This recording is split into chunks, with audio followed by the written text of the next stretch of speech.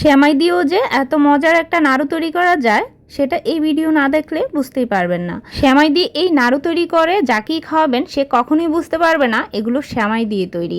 আর হ্যাঁ, সেমাই দিয়ে তৈরি এই নাড়ুগুলো দেখতেই শুধু সুন্দর না, আর খেতেই শুধু মজার নয়, এগুলো পুষ্টিগুণে ভরপুর, আর বাচ্চারা অনেক মজা করে খাবে। রেসিপিটি দেখতে থাকুন, আশা করি রেসিপিটি আপনাদের অনেক বেশি ভালো লাগবে। তাহলে চলুন রেসিপিটি শুরু করি। প্রথমে একটা প্যানে দিয়ে দিচ্ছি 1 চামচ ভর্তি করে ঘিটা দিয়েই করতে চেষ্টা করবেন, তাহলে ফ্লেভার আর স্বাদ দুটোই ভালো আসবে। 1 কাপ পরিমাণ এখানে জর্দা সেমাইকে একেবারে হাত দিয়ে যতটা সম্ভব গুঁড়ো করে নিয়েছি, মানে যতটা সম্ভব গুঁড়ো করে নিতে হবে। কিছুটা কাঠবাদাম একটু গুঁড়ো গুঁড়ো করে কেটে নিয়েছি, আর আপনি চাইলে যে কোনো বাদাম এখানে অ্যাড করতে পারেন। বাদাম আর সেমাইটাকে একত্রে ভেজে নিলে একটা সুবিধা কি হবে, বাদামটা আর পুড়ে যাবে না, সেমাইটাও ভাজা হবে, বাদামটাও খুব সুন্দর করে ভাজা হবে।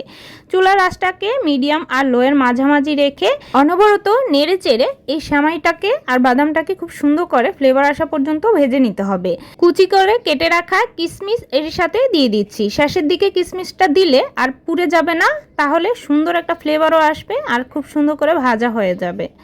এখন 2 মিনিটের মতো একটু নেড়ে চেড়ে এবার আমি এর সাথে অ্যাড করে দিচ্ছি কিছুটা গুঁড়ো দুধ। হাফ কাপের থেকেই কিছুটা কম গুঁড়ো দুধ এখানে দিয়েছি। গুঁড়ো দুধটা দিলে কিন্তু টেস্টটা অনেক বেশি ভালো আসবে। সাথে সামান্য একটু লবণ দিয়েছি, মিষ্টি জিনিসে সামান্য একটু লবণ দিলে স্বাদের ব্যালেন্সটা কিন্তু অনেক বেশি স্ট্রং হয়। যেই কাপে মেপে সেমাইটা দিয়েছি সেই কাপে মেপে 1 কাপ পরিমাণ দিয়ে দিলাম এখানে জলটা দিয়ে প্রথমে একটু ভালো করে নেড়ে চেড়ে মিশিয়ে নিব। আর মিশিয়ে নেওয়ার কিছুক্ষণের মধ্যেই দেখবেন যে এরকম জলটা পুরোপুরি টেনে নিয়েছে, তবে সেমাইয়ের মধ্যে একটুখানি ভিজা ভিজা ভাব কিন্তু থাকবে। তো আমি আরও হাফ কাপ পরিমাণে এখানে জল অ্যাড করে দিলাম, মানে যেই কাপে মেপে সেমাইটা দিয়েছি সেই কাপে মেপে আপনি 1.5 কাপ পরিমাণে দিবেন। তো 1.5 কাপ পরিমাণে জল এখানে লাগবে। জলটা কিন্তু খুব বেশি পরিমাণে দেওয়া যাবে না, তাহলে কিন্তু আবার নাড়ুগুলো সুন্দর হবে না। এখন আমি এখানে দিয়ে দিয়েছি হাফ কাপ পরিমাণে গুড়টা কিন্তু অবশ্যই দিয়ে নাড়ুটা বানাতে হবে, কারণ গুড়টা দিলেই তবেই সুন্দর একটা পাক ধরে আসবে। এখন আমি কিছুক্ষণ নেড়ে চেড়ে জাস্ট চুলা আঁচটাকে মিডিয়াম আর লোয়ের মাঝামাঝি রেখে কিছুক্ষণ ঢেকে রেখেছিলাম।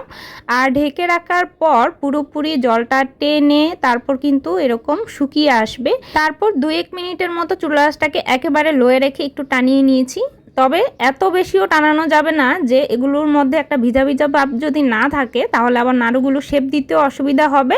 তো আমি একটা চামচের সাহায্যে জাস্ট একইভাবে শেপ করে নিব, তাই সবগুলো নাড়ু যাতে সমান হয়। চুলা থেকে নামানোর সাথে সাথেই চেষ্টা করবেন নাড়ুগুলো তৈরি করার জন্য হাতে কিছুটা ঘি মেখে নিয়েছি, যাতে করে খুব সুন্দর করে শেপ দিতে সহজ হয়। এখন আমি সবগুলো একইভাবে তৈরি করে নিচ্ছি, আর সবগুলো নাড়ু তৈরি করার পর উপর দিয়ে কিছুটা বাদাম দিয়ে ডেকোরেশন করে নিয়েছি। এই নাড়ুগুলো ঈদের দিন আপনি চাইলে সবার হাতে একটা করে মিষ্টিমুখ করাতে পারেন দিয়ে।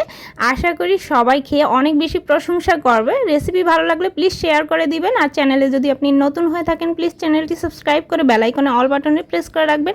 আজকের মতো বিদায় নিচ্ছি, ধন্যবাদ সবাইকে।